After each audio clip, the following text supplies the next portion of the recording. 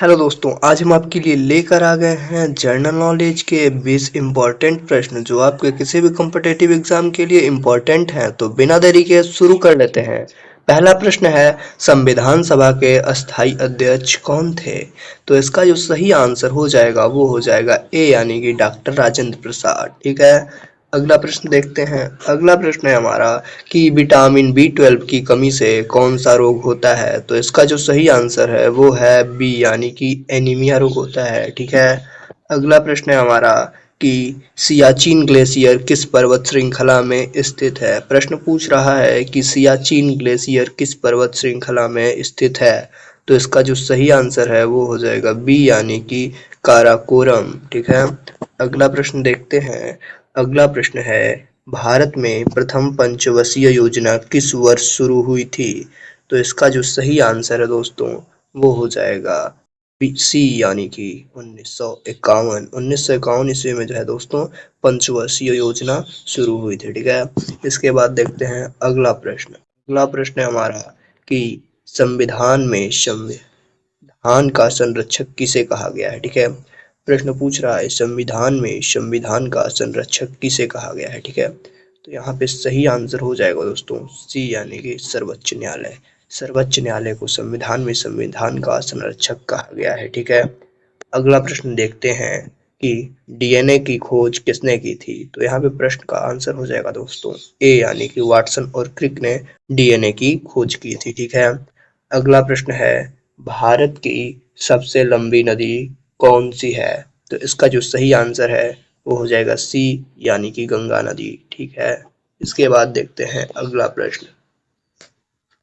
अगला प्रश्न है, काजीरंगा राष्ट्रीय उद्यान किस राज्य में है? तो इसका जो सही आंसर हो जाएगा वो हो जाएगा बी यानी कि असम। ठीक है दोस्तों। इसके बाद अगला प्रश्न देखते हैं। अगला प्रश्न है, भारत का पहला परमाणु शक्ति संयंत्र कहाँ है?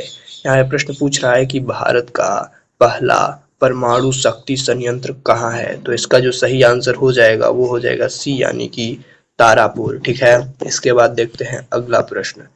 अगला प्रश्न है, अनुच्छेद 370 किस राज्य से संबंधित है? संविधान का अनुच्छेद 370 किस राज्य से संबंधित था? ठीक है। प्रश्न दे रखा है तो यहाँ पे इसका सही आंसर हो जाएगा सी यानी कि जम्मू और कश्मीर। ठीक है। संविधान का अनुच्छेद 370 किस राज्य से संबंधित था?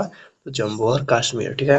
अगला प्रश्न देखते हैं। अगला प्रश्न है कि कौन सा तत्व गैस के रूप में पाया जाता है? प्रश्न दे रखा है कि कौन सा तत्व गैस के रूप में पाया जाता है?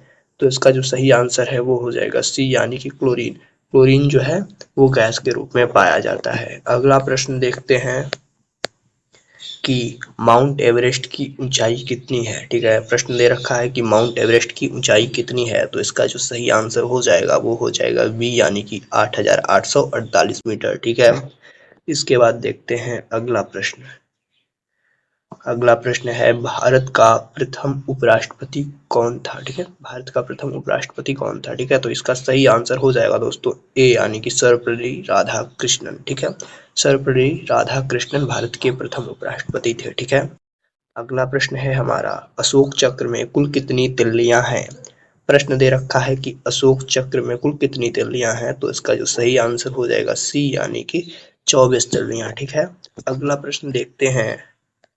अगला प्रश्न है, भारत का राष्ट्रीय गान किसने लिखा था? तो इसका जो सही आंसर हो जाएगा वो हो जाएगा ए यानी कि रविंद्रनाथ टैगोर ने लिखा था। ठीक है। भारत का राष्ट्रगान किसने लिखा था दोस्तों? तो रविंद्रनाथ टैगोर ने। ठीक है। अगला प्रश्न देखते हैं। अगला प्रश्न है कि आरबीआई की स्थापना कब हुई थी? दोस्तों प्रश्न दे रखा है कि आरबीआई की स्थापना कब हुई थी? तो इसका जो सही आंसर हो जाएगा वो हो जाएगा बी यानी कि 1935 में। आरबीआई की स्थापना 1935 में हुई थी। ठीक है। अगला प्रश्न देखते हैं। अगला प्रश्न है हमारा कि अंतरिक्ष में जाने वाली पहली भारतीय महिला कौन थी? तो इसका जो सही आंसर हो जाएगा दोस्तों वो हो जाएगा ए यानी कि कल्पना चावला। ठीक है। इसके बाद देखते हैं अगला प्रश्न। अगला प्रश्न है कि विश्व का सबसे बड़ा महाद्वीप कौन सा है? तो इसका जो सही आंसर हो जाएगा वो हो जाएगा सी यानी कि एशिया महाद्वीप। ठीक है। अगला प्रश्न है हमारा कि यूएनओ का मुख्यालय कहाँ स्थित है। प्रश्न दे रखा है कि यूएनओ का मुख्यालय कहाँ स्थित है, तो इसका जो सही आंसर है वो हो जाएगा बी, यानी कि न्यूयॉर्क में स्थित है। ठीक है, यूएनओ का जो मुख्यालय है दोस्तों वो न्यूयॉर्क में स्थित है। ठीक है, अगला प्रश्न देखते हैं जो हमारा लास्ट प्रश्न है। गदर आंदोलन किससे संबंधित था। प्रश्न दे रखा है कि गदर आंदोलन किससे संबंधित था, तो इसका जो सही आंसर हो जाएगा वो हो जाएगा ए, यानी कि स्वतंत्रता संग्राम। ठीक है, स्वतंत्रता संग्राम से गदर आंदोलन संबंधित था। ठीक है दोस्तों।